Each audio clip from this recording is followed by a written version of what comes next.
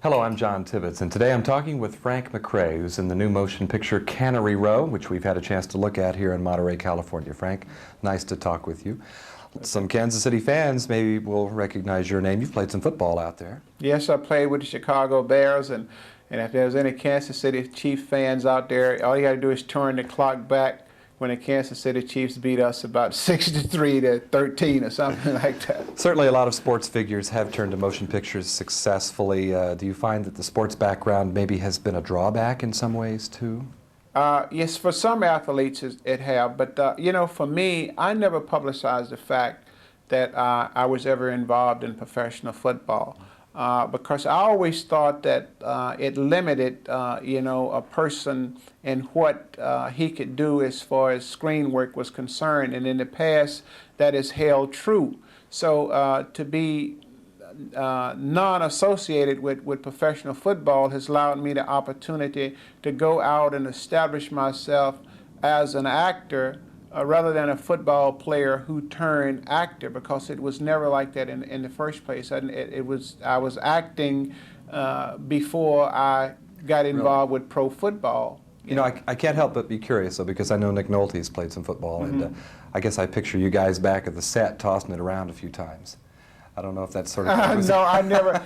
You know, I had the opportunity to do football pictures, but I'll turn them all down because I didn't want to be associated with, you know, with football and acting, because the two just, there is no comparison as far as I'm concerned at all. They're two different professions. You know, I don't know, football players or athletes are celebrities in their own way, but they are athletic celebrities. Actors are celebrities, but they are celebrities through their hard work creating on the motion picture screen. However, there are some people, you probably could go out and find some guy that's a ditch dicker or a basketball player, whatever, that could probably act. You know, I'm not saying that there is not. I mean, we've all done various things before we got into this business. And maybe sometimes we think it's easier than it looks. Yes. Or as easy as it looks, or yes. something like yes. that. Let's talk about your character in Cannery Row. Of course, you play Hazel. He's one of Steinbeck's friendly giants. Of course, I think Lenny in Of Mice and Men also comes to mind. Right. What is Hazel's problem here intellectually? What exactly, is he retarded?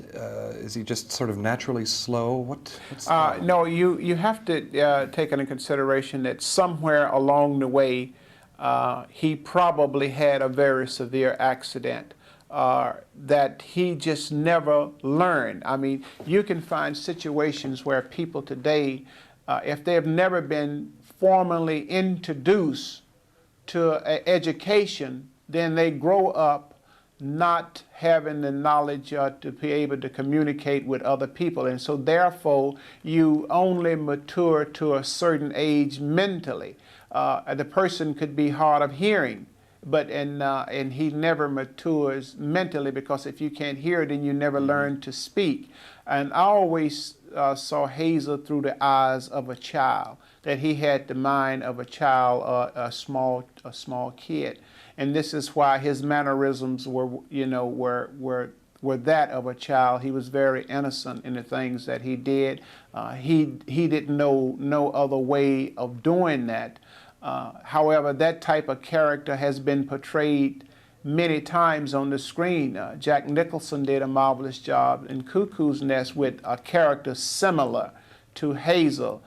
Mickey Rooney did another marvelous job in a picture called Bill with a character similar to that. And then recently, Of Mice and Men has been done many times, and James Earl Jones, he did just a wonderful job with that type of character. Certainly Hazel is an important character in Cannery Row, not only in terms of providing some of the best comedy moments, and I'm thinking of the frog hunt. And when you are running for president, aren't you? Or is that I didn't want to run for president. In fact, as I was trying to find a way of getting around that particular situation.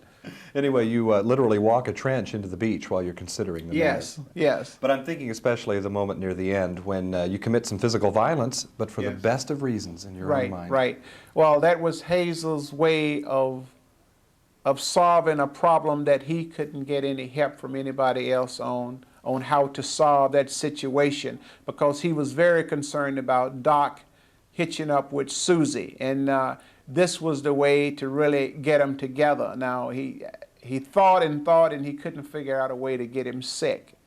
So the next thing was that she said, well, maybe I'll go and see him if he has a broke arm. So he breaks Doc's arm. And So then, here you are, an athlete yourself, cutting short somebody else's ball-playing career. For heaven's sake, Frank. Frank Mccrae in Cannery Row, a new motion picture based on the novel by John Steinbeck. I'm John Tibbetts. Frank, thank you so much for talking it's a with me. pleasure.